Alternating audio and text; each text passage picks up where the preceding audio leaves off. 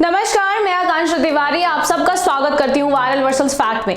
आज का हमारा ये वीडियो बहुत ही खास होने वाला है। खास इसलिए क्योंकि हम आज जिस बारे में बात करने जा रहे हैं वो पूरे देश की दिक्कत है। ये सिर्फ हमारे देश की दिक्कत नहीं है, बाहर ऐसे बहुत से देशों की दिक्कत है। जितने भी देश आज के समय में हम जानते हैं, आई थिंक सब जगह ये प्रॉब्लम होती है, हो रही है और किसी को भी एक पर्टिकुलर सॉल्यूशन नहीं मिल पा रहा है। और ये प्रॉब्लम आज की नहीं है, प्रॉब्लम बहुत लंबे समय से चलती चली आ रही है। तो चलिए अब आपको बताती हूँ मैं कि आज का मुद्दा क्या है, यानी कि आज का टॉपिक क्या है। हमारा टॉपिक है, does India really need two child policy. हमारे देश में ओवर पॉपुलेशन कितना बड़ा प्रॉब्लम है ये हम सब जानते हैं। ओवर पॉपुलेशन की वजह से सोर्सेज कम होते हैं, एनवायरमेंटल डिस्ट्रक्शन बढ़ता है, अनएम्प्लॉयमेंट की प्रॉब्लम देखने के लिए मिलती है। इसके सॉल्यूशन के लिए असम जैसी गवर्नमेंट ने एक टू चाइल्ड पॉलिसी लाने का फैसला किया है। असम ने स्पेशली ये कहा है कि 2021 के बाद से अगर आपके 2 से ज़्यादा बच्चे हैं तो आपको कोई भी सरकारी नौकरी नहीं मिलेगी। आप लोकल बॉडी इलेक्शन जो होते हैं और पंचायत इलेक्शंस की फाइट भी नहीं कर सकते हैं। और सेंट्रल गवर्नमेंट के लेवल पर भी एक पॉपुलेशन कंट्रोल बिल लाने की बात की जा रही है। बल्कि राज्यसभा में टेबल भी किया गया था कि पॉपुलेशन कंट्रोल बिल जो कि टू चाइल्ड पॉलिसी को पूरे देश भर में लागू करता है वो लाया जाना चाहिए। इस प्रपोजल के तहत जिन लोगों के 2 से ज़्यादा बच्चे हैं उनके वही सब उनके साथ किया जाएगा जो असम गवर्नमेंट का कहना है। सरकारी नौकरियां नहीं मिलेंगी, गवर्नमेंट जितनी भी सब्सिडीज़ हैं वो नहीं दिए जाएंगी, बहुत सी गवर्नमेंट स्कीम्स से उनको एक्सक्लूड कर दिया जाएगा, यानी कि उनको निकाल दिया जाएगा। और यहाँ तक कि कुछ लोग तो ये भी प्रपोज करते हैं कि इन लोगों के वोटिंग राइट्स भी छीन लेने चाहिए जो जिनके 2 से ज़्यादा बच्चे हैं। तो क्या ये सही तरीका है ओवर पॉपुलेशन से फाइट करने का, ओवर पॉपुलेशन को रोकने का? आइए बात करते हैं इसी के बारे में आज हमारे इस खास वीडियो में। सबसे पहले यहाँ पर आपको ये क्लियर कर दूं कि असम एक लौती ऐसी स्टेट नहीं है जहाँ पर ऐसा लॉ लाने की कोशिश की जा रही है। हमारे पूरे भारत में कम से कम 12 ऐसी स्टेट्स हैं जहाँ पे ये लॉ ऑलरेडी लाया जा चुका है। इवन कुछ स्टेट्स ऐसी भी हैं जहां पे इन लॉज को लाकर हटाया भी जा चुका है, इंक्लूडिंग हरियाणा, राजस्थान, मध्य प्रदेश, आंध्र प्रदेश, उड़ीसा, गुजरात, महाराष्ट्र, छत्तीसगढ़ और उत्तराखंड। जहां से हटाया जा चुका है वो स्टेट्स हैं मध्य प्रदेश, छत्तीसगढ़, हरियाणा और इसके साथ ही हिमाचल प्रदेश। ये वो हैं जो यहाँ से इन जगहों से इन लॉज को हटाया जा चुका है लाने के बाद। लोग इस पॉलिसी के अगेंस्ट हैं। वो लोग ये कहते हैं कि इस पॉलिसी से औरतों पर बहुत ज़्यादा बुरा असर पड़ेगा। वो कैसे, वो हम बताते हैं। एग्जाम्पल के तौर पे अगर देखा जाए तो अगर किसी पॉलिटिशियन को इलेक्शन लड़ना है और उसकी बीवी ने तीसरा बच्चा कर लिया है तो वो सिंपली अपनी बीवी को अबैंडन कर देगा या फिर उससे डिवोर्स ले लेगा ताकि वो इलेक्शन लड़ सके और वो औरत अकेले रह जाएगी अपने सिर्फ 3 बच्चों के साथ। सुनने में तो ये बड़ा ही लंबा चौड़ा कहानी सी लगती है, लेकिन ऐसा ही किस्सा देखने के लिए हमें अक्सर मिलता रहता है इस पॉलिसी के अंदर। टू चाइल्ड पॉलिसी की इम्प्लीमेंटेशन करने के बाद क्या कॉन्सिक्वेंसेस निकल के आते हैं, उसके क्या इफेक्ट्स होंगे, ये जानने के लिए हमें बाहर की दुनिया में यानी कि बाहर की कंट्रीज में देखना पड़ेगा कि वहां पर आखिर ये टू चाइल्ड पॉलिसी को किस तरीके से बनाया गया है, किस तरीके से डिजाइन किया गया है। इसके साथ ही ऐसे कौन से सिमिलर एग्जाम्पल देखने के लिए मिलते हैं और उनके क्या क्या रिजल्ट्स निकल के आए हैं।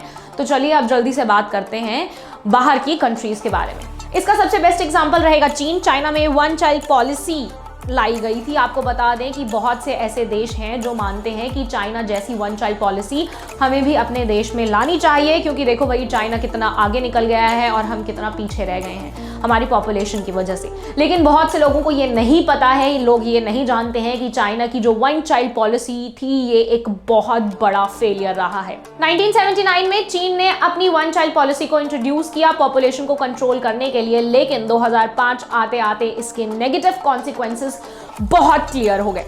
असल में अब ये बताते हैं कि प्रॉब्लम कहाँ से शुरू हुई। आपको शायद नहीं पता होगा, लेकिन चाइना की सोसाइटी भी इंडियन सोसाइटी की तरह बहुत ही ज़्यादा जेंडर बाइज्ड है। अगर लोग एक बच्चा करते हैं तो लोग प्रेफर करते हैं कि मेल चाइल्ड हो, जिसकी वजह से फीमेल फिटिसाइड बहुत ज़्यादा बढ़ गया, अबॉर्शंस बहुत ज़्यादा शुरू हो गए और 2005 से 2008 के बीच China one of the world worst gender ratio में आ गया। 120 मेल पर 100 लड़कियां। इसका मतलब यह है कि दोस्तों 2011 में चाइना में 34 मिलियन ज़्यादा आदमी थे औरतों के मुकाबले। इसकी वजह से चीन में एक प्रैक्टिस भी शुरू की गई जिसका नाम रखा गया ब्राइड प्राइस। इस प्रैक्टिस में क्या होता है कि औरतों के परिवार वालों को रिश्वत दी जाती है, उन्हें बहुत पैसे दिए जाते हैं कि आओ भाई हमारे लड़के से शादी कर लो। इसके बाद दूसरी दिक्कत थी वो ये थी 421 जैसी प्रॉब्लम भी क्रिएट हुई, 421 पॉलिसी लाई गई। अब यहाँ आपके दिमाग में ये सवाल आता है कि ये 421 प्रॉब्लम या पॉलिसी आखिर है क्या। ये एक फैमिली ट्री का बेसिकली एक इंडिकेशन है। वन चाइल्ड पॉलिसी की वजह से 4 पेरेंट्स हैं, 2 ग्रैंड पेरेंट्स होंगे, उनका जो बच्चा होगा वो ग्रैंड पेरेंट्स को बूढ़े होने तक सपोर्ट करेगा और जब आखिरी में एक बच्चा बचेगा वो उन 6 लोगों को सपोर्ट करेगा। आपको बता दें आज के समय में ऐसी प्रॉब्लम बहुत डेवलप्ड कंट्रीज़ में देखने के लिए मिल रही है। बहुत सारी डेवलप्ड कंट्रीज़ ऐसी हैं जो ऐसी प्रॉब्लम्स को फेस कर रही हैं और इसका सॉल्यूशन अभी तक नहीं निकाल पाई हैं, जैसे कि जापान हो गया और बहुत सारी वेस्टर्न यूरोपियन कंट्रीज़ वो इमिग्रेशन को बढ़ा देती हैं कि बाहर की कंट्री के जितने भी यंग लोग हैं वो हमारी कंट्री में आएँ और यहाँ पर जॉब करें, जिसकी वजह से हम ओल्ड एज पॉपुलेशन को सस्टेन कर पाएँ ताकि ये 421 प्रॉब्लम जो है वो ना हो। तो सुनते हुए ये बहुत ही अजीब लगेगा, लेकिन हाँ अंडर पॉपुलेशन भी एक बहुत बड़ी दिक्कत यहाँ पर बन जाती है कुछ कंट्रीज़ में, क्योंकि अगर ओल्ड एज पॉपुलेशन ज़्यादा हो जाएगी तो ऐसे लोग बढ़ जाएंगे जो पेंशन पर ज़्यादा निर्भर हैं, जो काम नहीं कर रहे हैं लेकिन सोसाइटी से बराबर पैसा ले रहे हैं। इसलिए चाइना ने अपनी 2015 में जो उनका 1 चाइल्ड पॉलिसी था उसको हटा दिया और लेकर आए 2 चाइल्ड पॉलिसी। यहाँ पर आपको ध्यान देने वाली बात यह है कि ये सब इकोनॉमी पे डिपेंड करता है, क्योंकि हमारा इकोनॉमी सिस्टम ऐसे ही डिस्ग्रेस किया गया है। एक और हिस्टोरिक रिकॉर्ड यहाँ पर हम बात करते हैं हमारी कंट्री में मौजूद है जो कि बहुत बड़ा है। 1975 से 1977 के बीच जब इंदिरा गांधी सरकार थी उसके अंदर बहुत सारे लोगों की ज़बरदस्ती नसबंदी करा दी गई।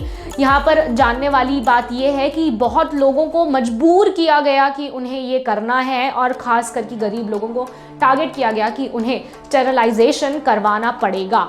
यही नहीं बल्कि 11 मिलियन लोगों की नसबंदी करवा दी गई थी उस समय में और ये तरीका भी कोई काम नहीं आया। इसके भी बहुत सारे नेगेटिव एस्पेक्ट्स देखने के लिए मिले क्योंकि इसका नेगेटिव इम्पैक्ट बहुत ज़्यादा पड़ा सोसाइटी पे। अब आप सोचेंगे कि नेगेटिव इम्पैक्ट क्यों पड़ा या कैसे पड़ा, क्योंकि इतने सारे लोगों की नसबंदी करवाने के बाद पॉपुलेशन कंट्रोल में आ गई होगी, लेकिन ऐसा कुछ भी नहीं हुआ। हमारी पॉपुलेशन फिर भी बढ़ती चली गई। इसके नेगेटिव कॉन्सिक्वेंसेस काफ़ी सारे निकल के आ गए। आइए अब बात करते हैं कि क्या हुआ उस नेगेटिव कॉन्सिक्वेंसेस में।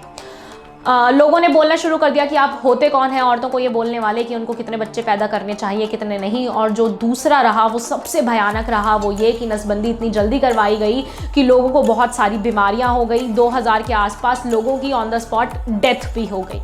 और अब जब हर सॉल्यूशन नेगेटिव इम्पैक्ट देखने के लिए मिल रहा है तो आप पूछेंगे तो फिर क्या सही रास्ता है, क्या करेक्ट सॉल्यूशन है पॉपुलेशन को कंट्रोल करने के लिए? सॉल्यूशन बड़ा ही सिंपल है दोस्तों। एजुकेशन में डेवलपमेंट, हेल्थ केयर में डेवलपमेंट, इसके साथ ही इकोनॉमी में डेवलपमेंट। इसके प्रूफ के तौर पर अगर मैं आपको दिखाना चाहूँ तो मैं आपको दिखाऊंगी कुछ इंडिया की ऐसी स्टेट्स जिनमें ग्राफ की वजह से आप देख सकते हैं कि सीधा सीधा संबंध लिटरेसी और लिटरेसी रेट जो है उसका फर्टिलिटी रेट से है। फर्टिलिटी रेट एक औरत कितने बच्चे पैदा करती है और लिटरेसी रेट की जो पॉपुलेशन है वो कितनी पढ़ी लिखी है। जिन स्टेट में फर्टिलिटी रेट कम होता है उनके लिटरेसी रेट ज़्यादा होते हैं। एग्जाम्पल के तौर पे अगर आप केरला को ही देख लें। इसके साथ ही आपको बता दें कि जिन स्टेट में हेल्थ केयर अच्छी है उन स्टेट में कम बच्चों की मौत होती है जन्म के दौरान। और ये जितनी भी बातें हैं ये हमारे प्यारे जितने भी पॉलिटिशियंस हैं उनको हजम नहीं होती है, क्योंकि उनके लिए तो एजुकेशन और हेल्थ केयर की फैसिलिटी पर काम करना बहुत ही ज़्यादा मुश्किल है। तो यहाँ पर बहुत से नेताओं ने भी भाषण दिए, ये भी कहा कि भाई रिलीजन रिस्पॉन्सिबल है पॉपुलेशन के लिए। जैसे कि मुस्लिम रिलीजन को हमेशा टारगेट किया जाता है कि भाई वो बहुत सारे बच्चे पैदा कर देते हैं, लेकिन इसके पीछे ऐसा कुछ भी नहीं है। मैं आपको दिखाना चाहूंगी कुछ फैक्ट्स के बेसिस पे कि रिलीजन रिस्पॉन्सिबल नहीं है इस फैक्टर के लिए। अब आप देखिए कि फर्टिलिटी रेट रिलीजन वाइज हमारे देश में जब मुस्लिम का फर्टिलिटी रेट 4.4 था और हिंदुओं का 3.3, क्रिश्चियन का 2.9 और सिख का 2.4 था। 2015 तक हर रिलीजन के फर्टिलिटी रेट में गिरावट आई है। अब इसे देखकर आप सोचेंगे कि क्रिश्चियन और सिख कम बच्चे पैदा करते हैं मुस्लिम और हिंदुओं के हिसाब से। इसका रीजन रिलीजन से बिल्कुल भी लेना देना नहीं है। उनका सीधा सीधा रीजन है सोशियो इकोनॉमिक फैक्टर से पूरी तरीके से कनेक्ट करता है, क्योंकि आप देखेंगे कि सिख की ज़्यादातर पॉपुलेशन पंजाब में रहती है। पंजाब एक हाईली डेवलप्ड स्टेट है हमारे देश का, जहां की इकोनॉमी डेवलपमेंट ज़्यादा है। और स्टेट के मुकाबले एजुकेशन हेल्थ केयर फैसिलिटीज़ वहाँ पे काफ़ी अच्छी हैं। बिहार जैसी स्टेट के कंपैरिजन से बहुत ही ज़्यादा पॉपुलेशन बिहार में ज़्यादा है, इसलिए आप देख सकते हैं कि सिख का फर्टिलिटी रेट ऑलरेडी काफ़ी डाउन आ चुका है। पंजाब जैसी स्टेट जो कि एक डेवलप्ड स्टेट है, पूरी एवरेज को नीचे खींच लेती है। और हिंदू में आप देखोगे कि बिहार और उत्तर प्रदेश में हिंदू मुस्लिम्स की पॉपुलेशन ज़्यादा है कंपैरिजन सिख और क्रिश्चियन के लिए, इसलिए यूपी और बिहार जैसी स्टेट एवरेज को ऊपर धकेलती है, जिसकी वजह से पॉपुलेशन वहाँ पे ज़्यादा है। ये बात ज़रूर सच है कि हिस्टोरिकल कुछ रिलीजन का फर्टिलिटी रेट ज़्यादा रहा है, जैसे कि मुस्लिम। अब इसके पीछे कई रीजंस हो सकते हैं, जैसे कि कल्चर का या सोशियो इकोनॉमिक फैक्टर भी हो सकता है, लेकिन उससे ज़्यादा इंपॉर्टेंट बात यह है कि जब डेवलपमेंट होती है तो हर रिलीजन का फर्टिलिटी रेट अपने आप नीचे गिरने लगता है।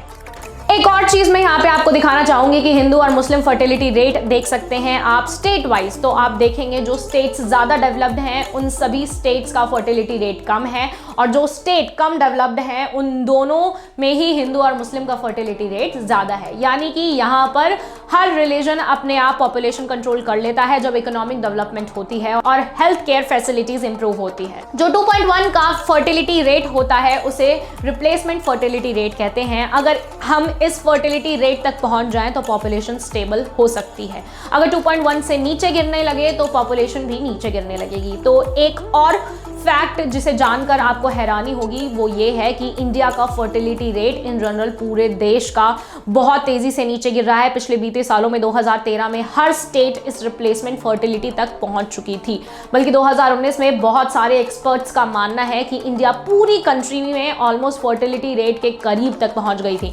इसका मतलब ये नहीं है कि इनिशियली पॉपुलेशन स्टेबलिश पॉपुलेशन हो जाएगी। इसका मतलब ये है कि 2050 तक 2060 तक इंडिया के पॉपुलेशन पीक पर हो जाएगी, उसके बाद नीचे गिरना शुरू होगी। तो इन सब फैक्ट्स को ध्यान में रखते हुए अब मैं आपसे पूछना चाहूंगी कि क्या इंडिया को 1 चाइल्ड पॉलिसी या 2 चाइल्ड पॉलिसी की जरूरत है। और दूसरा यहाँ पे सबसे इंपॉर्टेंट सवाल ये है कि अगर ये पॉलिसीज आती हैं तो आपके हिसाब से इनमें नेगेटिव कॉन्सिक्वेंसेस क्या आपको इन पॉलिसीज के अकॉर्डिंग देखने के लिए मिलेंगे, हमें कमेंट सेक्शंस में जरूर बताएं। साथ ही हमें ये ज़रूर बताएं कि आपको हमारा ये वीडियो कैसा लगा। इसके साथ ही आगे की वीडियोस के लिए आप हमें अपने जितने भी टॉपिक्स हैं, अगर आपको चाहिए कि हम इस टॉपिक पे काम करें तो हम वो भी हमें कमेंट सेक्शंस में आसानी से बता सकते हैं। हमारे चैनल को ज़रूर सब्सक्राइब करें, बेल आइकन प्रेस करें ताकि हम कोई भी नया वीडियो डालें तो वो आपको सबसे पहले मिले। और जाते जाते हमारे इस वीडियो को लाइक और शेयर करना बिल्कुल ना भूलें।